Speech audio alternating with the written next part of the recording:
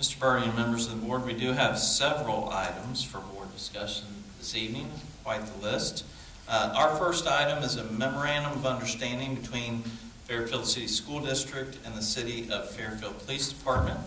So I will be teaming up with our Chief of Police, Mr. Maynard, who's in the audience this evening, and Mrs. Lane, our treasurer. You should have a copy of the MOU in your folders this evening. So the plan is to discuss this item this evening, go in and share some details, give the board the opportunity to ask any questions that you may have, and certainly engage in any discussion. If everything goes as planned, we would like to have this item up for approval at the May 2nd board meeting. So tonight it is simply an item for discussion.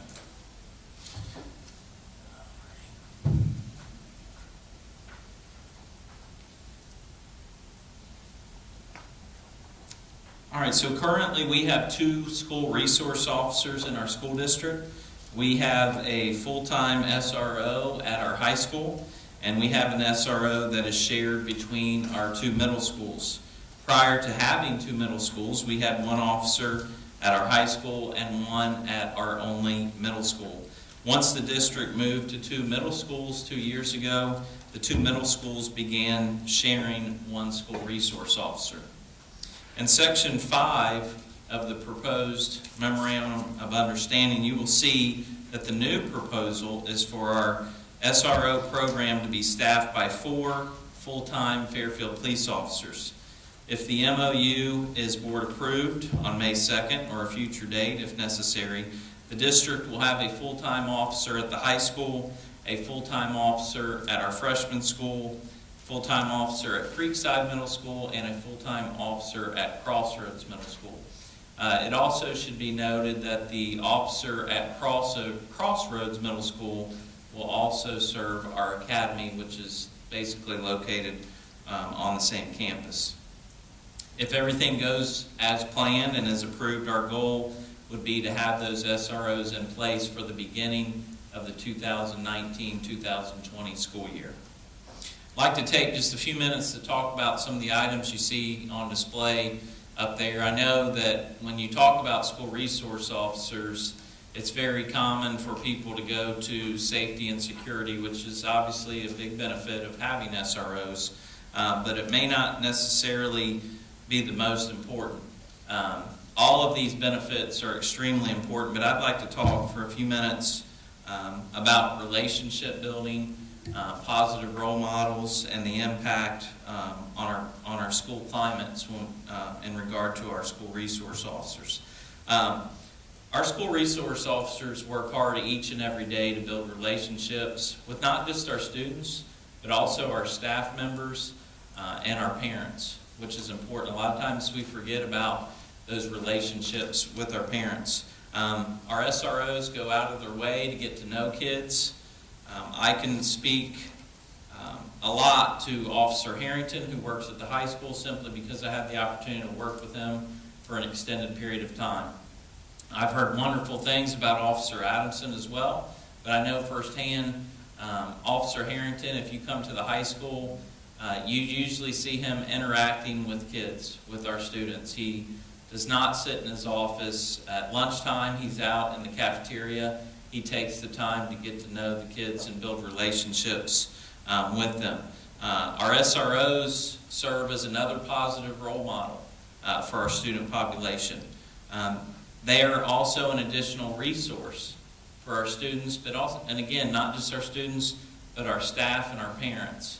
Over the years, I can't tell you how many times that a student may be struggling in school, may be dealing with some personal issues, and I would walk by Officer Harrington's office and I would hear him either meeting with parents in his office or having conversations on the phone, giving them some guidance on what they can do as parents, sharing resources with them, those types of things. Over the years, I've witnessed many situations where students, for whatever reason, are more comfortable talking to the SRO than they may be to a teacher or a guidance counselor. Some students are more comfortable talking to one teacher over another. And we certainly over the years have had our fair share of students who, for whatever reason, they just had that connection with our SROs. That proves to be invaluable because, again, that SRO can share that information with counselors, with teachers, with parents. A lot of times the parents don't even know what's going on in their child's life. So they just have been critical over the years and have made tremendous impacts in the lives of our students. I'd like to talk now, shift gears a little bit to the last item and talk about the presence of having an officer and talk a little bit about school threats, what that means to our students, our staff, and our parents. It's very common for me to receive positive feedback when our local law enforcement officers are present in our schools. An example of that would be the first day of school this year. In the city, I know the officers, they made sure that they were there at every school for that first day of school. And as I made my rounds, I heard numerous comments about how nice it was to see police officers at our schools, and just how, it's just a sense of comfort for our students, for our staff, and our parents. And that goes a long way for our family members. In regard to threats, unfortunately, we do live in a world where there are occasions that we receive threats. When that happens, obviously, we work directly with our law enforcement agencies. But in addition to threats, there are occasions where it's necessary. We need some support from law enforcement at our schools. And it's not just at the high school and our 2 middle schools. When that happens, it's very common for Officer Harrington to respond to that school. And when Kevin responds to that school, he will leave our largest building, the high school, uncovered. And it's not just, again, sometimes people think when they see an officer at a school building that a threat has been made, and that's just not the case. There are many reasons in which a school may need some support from law enforcement. But we have had scenarios when we've had our SRO called away, and then his services were needed back at his home school. And that's tough. And that's not to say that if we have 4 officers total, that there won't be an occasion when an officer might be pulled away to serve an elementary school. However, having 4 versus 2 increases our chances that we won't leave one of our buildings uncovered, one of our secondary buildings. And if I didn't say that earlier, I think I did, that with these additional officers, we will have an officer on each secondary campus. And I will tell you that those calls, those supports from law enforcement occur at a higher rate at our secondary schools than they do our elementary schools. In conclusion, I just want to say that I'm very supportive of this memorandum of understanding. I want to thank Chief Maynard and Mrs. Lane and Mr. Clemens. We've worked for quite some time on this language and had a lot of discussion, and I just want to say I'm supportive of the MOU and the addition of 2 more school resource officers for our school district. So at this time, I'm going to go ahead and turn it over to Chief Maynard. And feel free at any time, if you have any questions about anything that we as individuals are sharing, please feel free to ask, but we'll certainly have an opportunity at the end to answer any questions or engage in discussion. All right, ladies and gentlemen, thank you for inviting me to speak about this important topic, one that I fully support. And as you can tell, I'm fighting a cold, and unfortunately, the cold is winning the fight. Lucky for me, Mr. Smith did a wonderful job. He covered a lot of the points that I was going to talk about, so my presentation will be brief, and then I will be here to answer any specific questions that you have. So as far as, I want to cover 3 main talking points. One was a job description, which Mr. Smith did a really good job talking about the role of safety and security the school resource officer provides is only a small aspect of what they really do. And I won't go over again what he did. He did a wonderful job talking about the jobs that school resource officers do. I'm extremely proud of them and what they've done over the years and the impact that they've had on this community and the students. We talk a lot about, at least at the police department and the public sector, we talk about engaging the community and building public trust and positive relationships. And what better place to start building those relationships with our students, our kids who are the future of our community. And having that positive impact and the ability to make that impact that Mr. Smith spoke so eloquently to, I think is extremely important. And building a program and the number of officers that can have that impact on the students, I think is extremely important. I want to I'll talk a little bit about training. So the school resource officers are required to attend a 40-hour training session, which we send our school resource officers to NASRO, which is the National Association of School Resource Officers. It's a 40-week course. And it covers a lot of the things that they are required to do with on a daily basis. Things like child development, conflict resolution, de-escalation and crisis intervention techniques, mental health and addiction issues that they may deal with on a regular basis, and then cultural competency. So with the training that is involved with the SROs and what they do and engage in on a daily basis, we are pretty selective of who we place in the schools. So when we have an opening, what we'll do is we will place a memo out to the officers and ask who is interested. We do not force anyone to be an SRO. We want someone that wants the job, is willing to do it, has a great relationship with the community, works well with children. So what we will do is we will send out a memo. Those that are interested, they will submit a letter of interest to us, why they are interested, why they feel they would make a great SRO, what they think the SRO program is, and how they can contribute to it. Once they do submit those letters of interest, they will be reviewed by command staff. And of those group, we will select a few that will go to a panel interview. The school district is invited to participate if they so choose in the interview, and at that point they'll be asked specific questions, which will help us to determine who the right candidate is. Once that board has some recommendations, will be submitted to me. I will review it with Mr. Smith and anyone else that he would like to be involved in the process, and then we will choose our SROs for that. The SROs, on top of the 40-hour training, they do go to continuing education training specifically for SROs, and then they also receive all the training that all the officers receive on conflict resolution, de-escalation, all the in-service training that we do here. And currently we do 32 hours of in-service training a year, plus any specific schools that they want to go to on their own. So with that, I'll open it up to questions, or if you have other comments that you want to make. Oh, I forgot about this slide. So if you have never met our two school resource officers, on the left is Kevin Harrington, who's currently at the high school, and then on the right is Officer Todd Adamson, who's spends his time in the two middle school. Both wonderful officers, well suited to be SROs, and hopefully if we do get an opportunity to add two additional SROs, we can find someone that are just as competent. Any questions for the chief?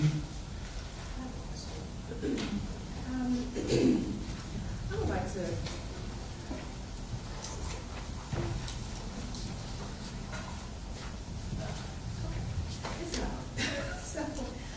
my question pertains to community engagement, even beyond the school. One of the things that I would love to see is like a greater enveloping of our SROs and some of our organizations, such as the Community Diversity Alliance. I think it's a good opportunity, particularly with the increased level of officers at the school, to take advantage of that by actually feeding back into the community and giving a greater, I think increasing cultural competencies would go a long way in some of the sessions and things such as that. So I'm just wondering about community engagement beyond just the school. We are certainly open to anything that you would like to see us participate in. Building out our engagement in the community is paramount, not only for the school resource officer program, but for the success of the department as a whole. Any suggestions that you have, or any programs you think that the SROs specifically would benefit from attending, that we're certainly open to that. Sure? Okay. Love to. Anything else for Chief Mayor? Yeah? Okay. Just a couple comments. Sure. One is our society is inundated with misinformation and misperceptions about a lot of things.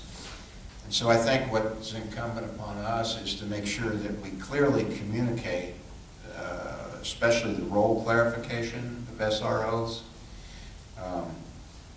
to our constituents, and that sometimes you can be very good at saying what they do, but it's also important, I think, to clarify what they don't do.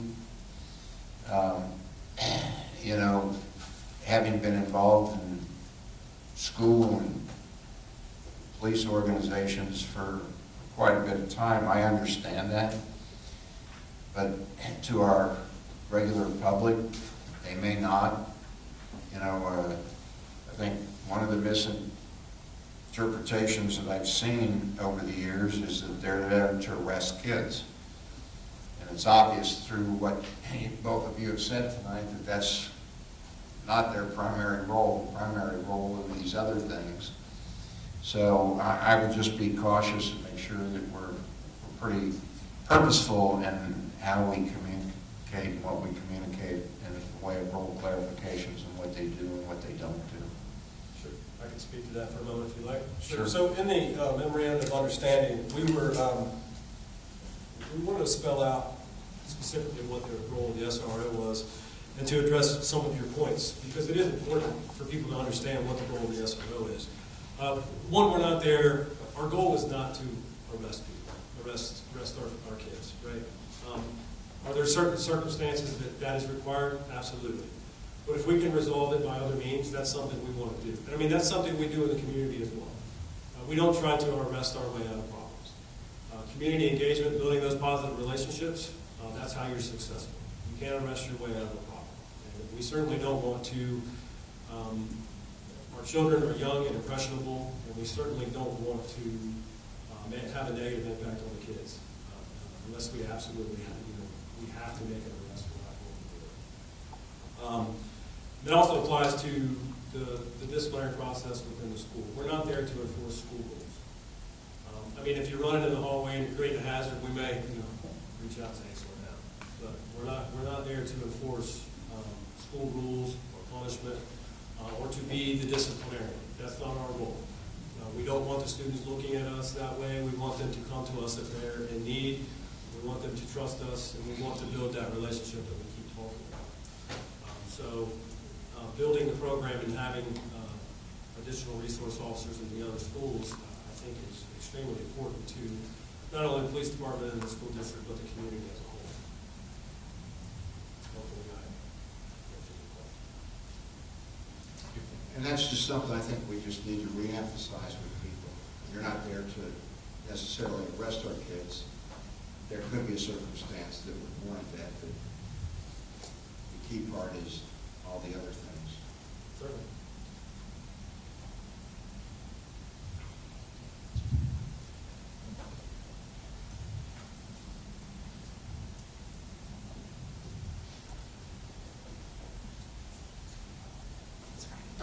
Our financial responsibility as a school district comes down to 50% of the total cost for all 4 of those SROs. So we are splitting that with the city.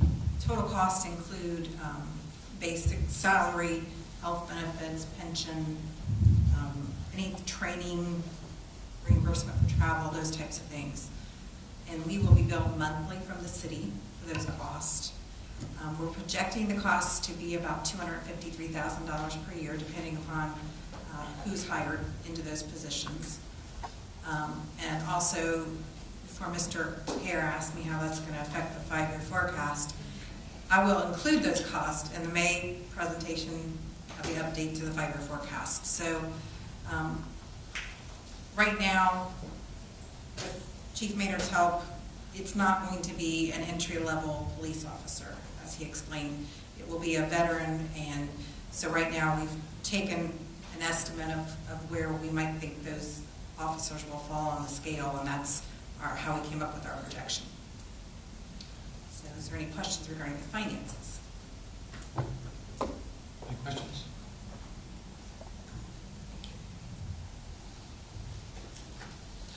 Thank you. Thank you, Chief, very much. Thank you, ladies and gentlemen. Just a concluding remark.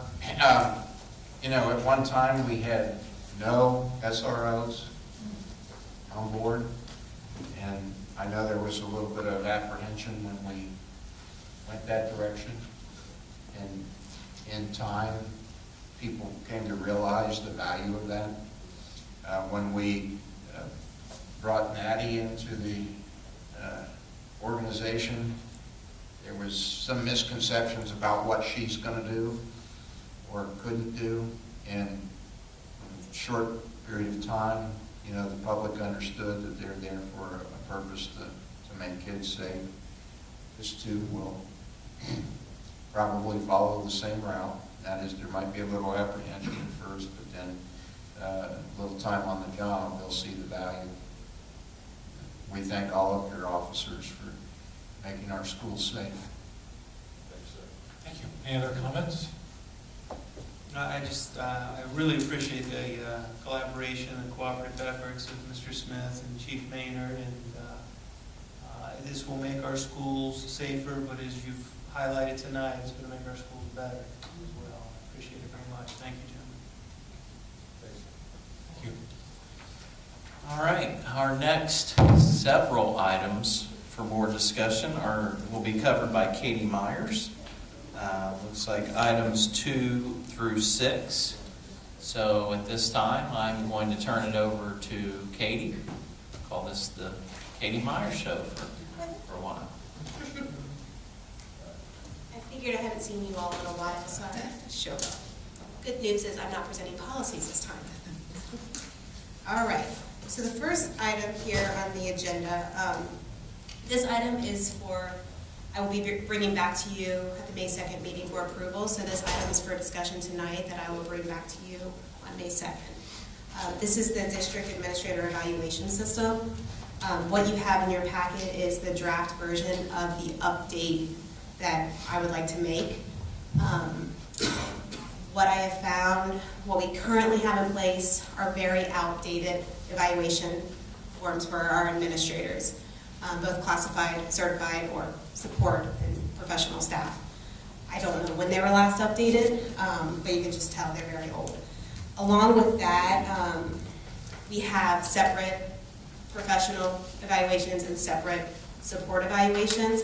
So this is all-inclusive to include everybody. This also has a cover sheet, unlike the other one, to where all the important pertinent information is in that cover sheet when it comes down to where they are in their contract year. Is it a renewal, non-renewal, other pieces. So then all the signatures, sign-offs, everything to be compliant with our evaluation. It also, one of the main pieces of this is that it aligns with the OTES and OPES rubric and standards. So it's similar to what our principals are being evaluated on. And it's on a rating system versus a narrative. So our current evaluation system is basically giving you a section and giving you some key words and what to look for, and give you an idea of the supervisor of what to look for in your staff member. And it makes it more subjective. It's now less subjective having a rating system to where they're actually following the rating system and rating them based on that specific item versus them trying to figure out what to write about. That way, all of our staff members are being rated on the exact same standard. Cover the cover page, and basically it's just updated to the times how everybody's being evaluated now. So this is the draft that I'd like to present to you for consideration. Just begin using effective July 1st, 2019. Any questions on that? Any questions? Thank you. I would like to make just a quick comment. I just want to thank Katie for her work on this. I think I contacted her after I started working on some administrator evaluations this spring, and when I called her and said, can you take a look at this? And I think her words were, I thought you never asked. And she was chomping at the bit to get started on it, and we had some great conversations with Mr. Martin, taking a look at what we had in place and kind of what we wanted, and so we're super excited and thankful for the work Katie's done here, so thank you. All right, the next 4 items, you know it's springtime in a school district when you are already seeing projections for numbers for the next school year and staffing needs. So these are the next items I am going to cover. First, item number 3 in the agenda is for an additional 50% music teacher. 2 years ago, we proposed to get a 50% music teacher, assistant chorus teacher, choir teacher pretty much, to help our director of music. We now see a need for an additional 50% to that position, not to be an assistant, but pretty much an equivalent to our other music teacher. And the reason for this is that the music program has grown drastically over the last few years, not only in class sizes, but in the programs that are offered for our music students. This 50% position, additional 50% position, this will allow more access to our students. So a few ways will be co-teaching, working alongside our current music teacher. This additional full-time now, it would be now full-time. This will allow them to co-teach in these classes. That way there can be some individualized pull-out in that class while one teacher is working with the whole class, whatever it may be, and then the second teacher can pull them out to work individualized with these students in whatever capacity that looks like. When it comes to performances, this position will be able to assist and accompany the music teacher with all of the groups that they have their performances with and allow the groups to continue to grow. This also gives a possibility of more class options. Adding 50% to this position will allow for additional music classes such as adaptive music. I know that's something that the high school is looking into. This can be added to the class schedules and give more opportunities to reach more students. So that is with the additional 50%. So just to clarify, we have 50% music teacher. We want to add 50% to create full-time. All right, second item, number 4, is intervention specialist. This is an ever-growing need. So already we are getting projected numbers for the 19-20 school year, and there's a need to hire additional intervention specialists at 2 buildings already. The first building is Crossroads Middle. The caseload is already over by 24 students, and in order to be in compliance, we need to hire an additional 2 intervention specialists for next year. These salaries will be paid out of the IDEA grant and not the general fund. Second is at Compass Elementary, there's a need for 1 additional intervention specialist in order to stay compliant.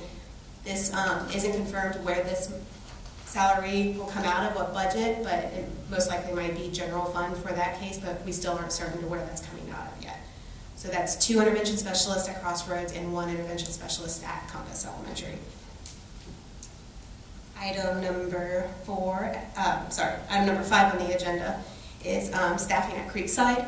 So looking at the enrollment numbers for next school year, seeing the incoming 6th grade class, they are already over in numbers and what their class sizes would look like. So there's a need to add an additional 6th grade teacher, and that'll keep them, again, compliant in their number of students that the teachers are serving in those classes in 6th grade.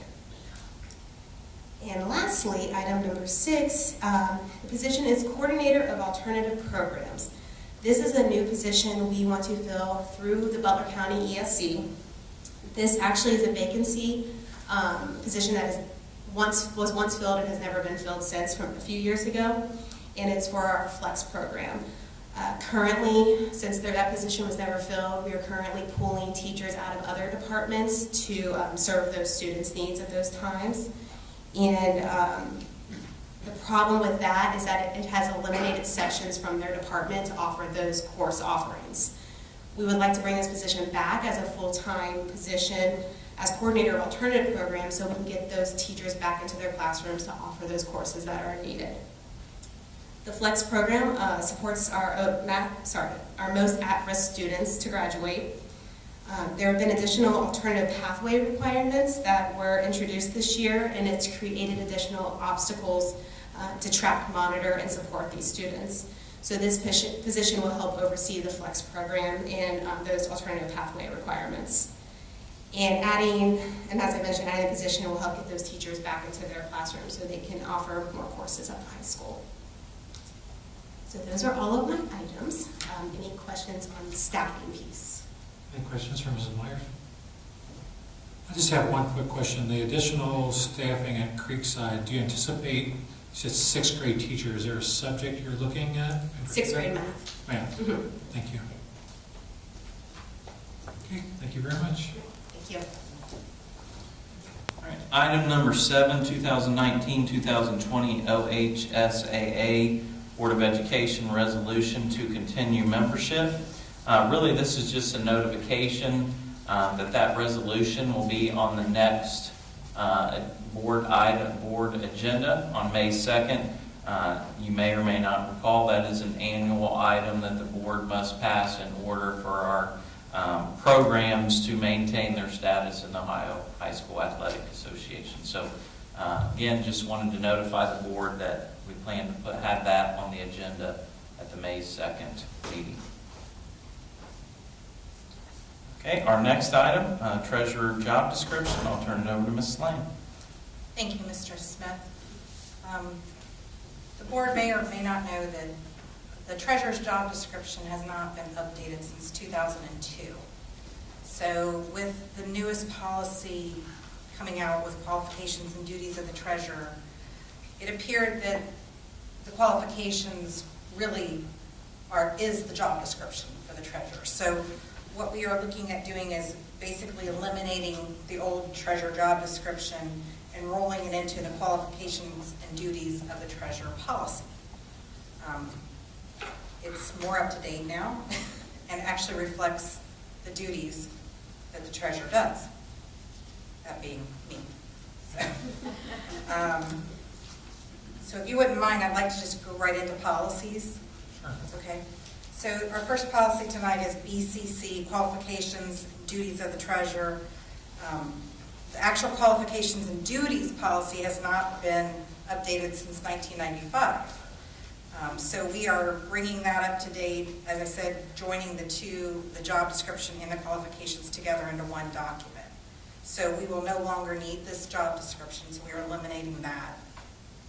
And again, the BCC accurately reflects the qualifications and duties of the treasurer. So, for instance, in our district, I serve as the public records custodian.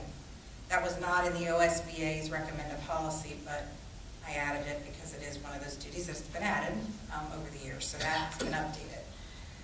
There's been a little bit of information that was taken out of there only because I think it's, again, it's outdated, so it should be covered, I think, well, mostly what I do is in that document. References have been updated, and I believe there's a signature line on here that I will gladly present to Mr. Birding after board approval at our next meeting, and he and I will, I believe, sign off on that if the board agrees with those duties. Questions on that policy? Questions for Mrs. Lane? Policy DH regarding bonded employees and officers. This is just an updated wording in the policy for clarification purposes, and legal reference has been revised and cross-references have been added to that policy. Any questions on that? No? I will turn it over to Mr. Martin to cover our next policy. Thank you, Mrs. Lane. Policy IKEB is the district's acceleration policy, and this policy is just generally being updated, revising the language and making it consistent with the OSBA's recommendations. The language has been revised. We're adding some clarity for the process of how a student is referred for acceleration, and also how the recommendation is made There's a committee of people who look at that. It's the Acceleration Evaluation Committee, and who they will report their findings to. We've also added an area where the parent has a right to appeal a decision, and shared that in there. And also, these plans must now be in written form, and so that's been added as well. We've added some cross-references and bringing that policy up to date. Any questions about the acceleration policy? I have a question. So some of the language that was in the policy states in the second paragraph, Fairfield City School Board of Education believes that a student believes that such students often require access to advanced curriculum in order to realize their potential contribution to themselves and society. So we've taken that language out. What does that mean as far as kids that have an WDP because of gifted identification in what areas, would they still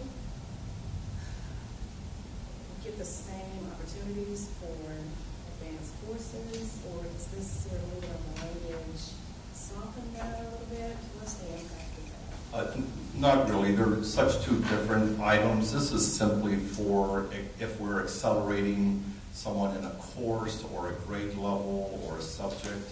Our WEPs, our gifted identification, will still go on as normal.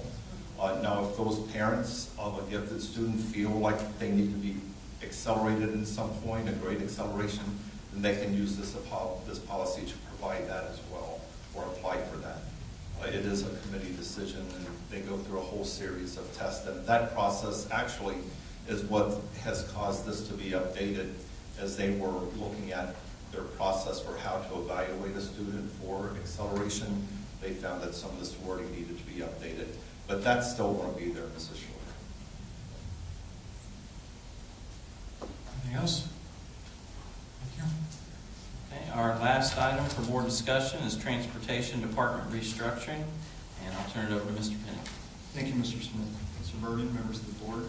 This evening, I will be discussing with you a proposal for transportation restructuring. When I came on board last year and joined the Fairfield family, that's been almost a year now. I officially started May 1st, which thank you, by the way, very much. It's been an excellent year, and I love being here. But I came in with a list of goals in my own head, like personal goals. And I didn't know the environment here, but I did know what a strong operation needed. So one of the things that I know can make or break a district, from a communication standpoint, from getting students back and forth to school, was the transportation department. So this year, one of the things that I set out to do is to do a study, compare it against local districts or similar districts, and see if we were staffed efficiently, and also if we need to set targets of growth and things that we could improve upon. So I provided a findings study spreadsheet in your packet, as well as a draft job description for the role of transportation coordinator. Currently in our office, we have 4 people. We have a secretary, a dispatcher, an assistant director, and a director. In the proposed structure, we would have a dispatcher, a coordinator, an assistant director, and a director. There are many reasons why I feel that this shift is crucial. One of the reasons is the coverage that we need within that department.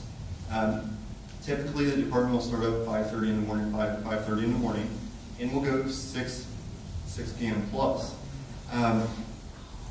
With the secretary, currently, they're able to do some of the support work and lighter work to support the office staff that are trained within transportation. So the assistant director, dispatcher to some extent, and that director. I feel that it's crucial we have someone that can, in regards to dispatching support, jump on the radio any time and be able to support the drivers in whatever emergency they may have. And that's one of the reasons for this shift. But it goes much deeper than that. There's target areas that I've identified for improvement, and this isn't a complete list of them, but they are listed on your sheet. And one of them are communication. So I'd like to go ahead and talk about that for a moment. Transportation is a department that I call a real-time department, and we have a few of those within our department. But decisions that are made real-time within transportation can have major impact on safety, as well as all the people involved within the district, especially when parents call in. If a bus driver calls in, a parent calls in, the office staff needs to be able to provide real-time answers and make sure that they are sound. The current layout that we have with the secretary in that position, they do a great job. At the same time, a lot of the real-time answers and decision-making that a knowledgeable transportation person would need to have, they have to defer those, collect information, and then be able to have someone return that information back to the parent or back to the bus driver. For instance, the director or the assistant director at times, like I said, the dispatcher. What I envision, and talking with the transportation team down there, the director and the assistant director, what I envision is anyone in the office being able to answer the phone or answer a call from a bus driver or from a parent, and be able to provide that real-time information. Because an emergency happens or concern happens, there's times that maybe the director is on the phone, or because of the breadth of the time that transportation is going on, you have people working on like a split shift. I just want there to be answers to be able to calm people, to be able to provide the right answers in an emergency situation. And that's one of the reasons, like I said, for this restructuring. I think communication is key. The other thing that we'd like to target better is the safety program. It's not to say that the safety program is not in place. We have monthly meetings with drivers to go over safety. They have pre-service trainings, they have recertifications. The transportation department as a whole, even around the state, is a very well-trained group of individuals. That's sometimes why it's so difficult to find bus drivers, because you can't just have a driver sign up and start on Monday. They have to be vetted in many different ways, and then they have to go through and get their CDL. For instance, if you have a driver's license to drive like over-the-road trucking, you can't come just be a bus driver. You still have to go through the training courses for the state, and typically it takes 5 to 6 weeks for someone to get certified. So what I envision is more availability for supervisory staff to extend that program, extend it into the schools, extend it with partnerships with the buildings. Right now, for instance, we've had our secretary, the position that I'm really talking about, we've had that position out the majority of the year. So we've been short, and I believe that the communication with the buildings has been sound, but I believe that it can be stronger, especially if you have someone operating in there that can operate with sound judgment when it comes to the transportation part of things, but also being able to work with the buildings if there are any type of parent concerns that I've mentioned. Also, if there's any type of disciplinary issues or anything like that, whether it's a disciplinary issue or someone on the bus that potentially is having an issue with someone maybe, bullying them. We want to be able to pull videos from those buses as quickly as possible. We want to be able to process those and view them and get them to the administrative staff so that way they can look at them. Because, first of all, we want to try to get the problem resolved as quickly as possible, but also we want to get it resolved before that afternoon route. So if there is something happening, let's say there's a student that you have a bus driver and you have a whole group of students, a whole load of students on the bus, we want to try to avoid as much as possible a student that maybe had a problem in the morning, going back in the afternoon and experiencing that same problem again. And we just need to speed up the pace in which we review those videos and communicate with the buildings. The other thing when it comes to the safety program is I like to see more ride-alongs. I like to see having staff availability. We have an expert transportation staff. Mr. Westerbeck's been at this many years, and he's around the state he is known. Before I came to this district, I knew his name, and I was from the Central Ohio area. So he's highly regarded, and whether it's Mr. Westerbeck or someone he assigns, it'd be nice to be able to have more ride-alongs where people can coach the drivers to support them in their growth.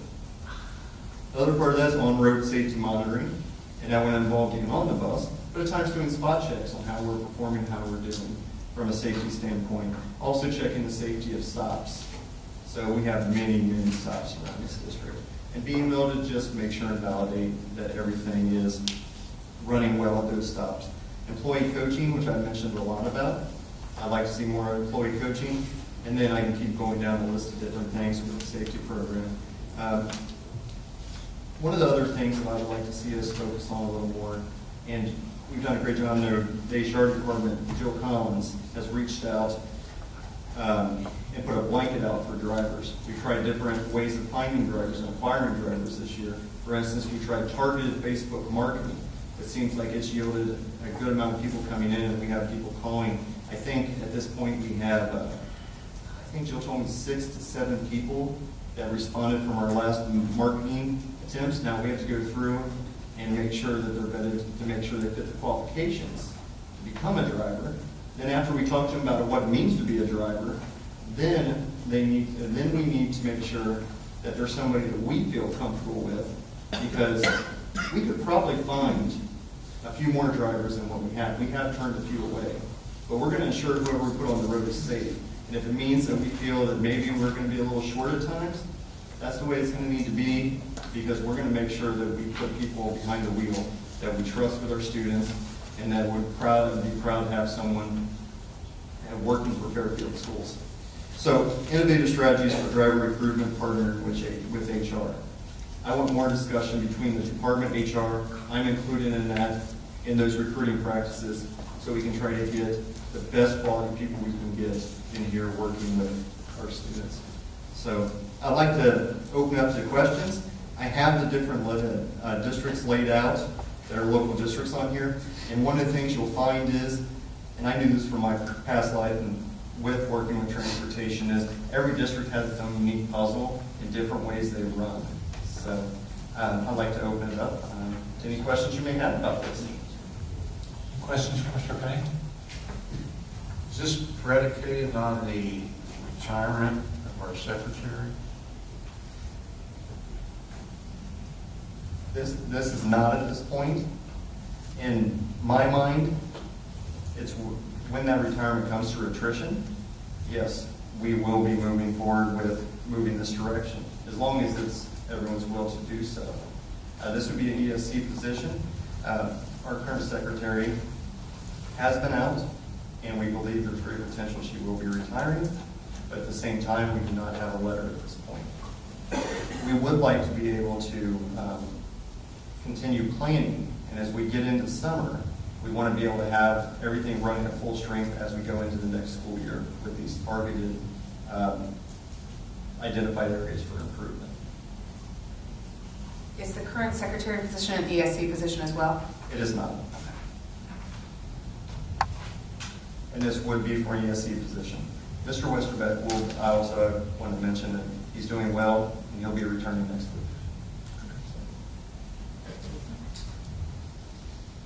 Any other questions?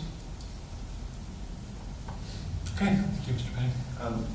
One of the things I want to ask you, does the board feel comfortable that this is a good plan to move forward with as proposed? I would say that I don't hear any opposition right now, so. Okay. We'd like to strike while the iron's hot, as I would call it. Okay. Get this in place. Okay. Thank you.